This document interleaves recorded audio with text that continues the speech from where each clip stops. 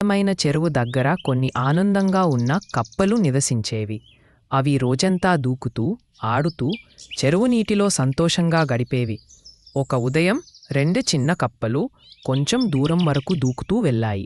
కొత్త ప్రదేశం చూడాలనే ఉత్సాహంతో దూకుతుండగా అవి అకస్మాత్తుగా ఒక లోతైన బావిలో పడిపోయాయి.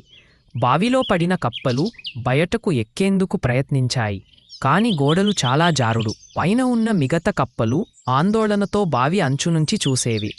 పైన ఉన్న కప్పలు కేకలు వేస్తూ అది అసాధ్యం, మీరు బయటకు రావలేరు అని అరిచాయి. అలా విన్న కప్పలు ఒకటి అలసిపోయి వదిలేసింది. మరో కప్ప మాత్రం ఆగలేదు. అది మళ్ళీ మళ్ళీ దూకుతూ ప్రతిసారి కొంచెం ఎక్కువ ఎత్తుకు దూకింది. దాని కళ్ళలో ధైర్యం, ఆశ వెలుగులు మెరవసాగాయి. ఒక పెద్ద దూకుడు తర్వాత ఆ కప్ప చివరకు బావి నుంచి బయటకు ఎగిరిపోయింది. పైనున్న కప్పలు ఆనందంతో కేరింతలు కొట్టాయి.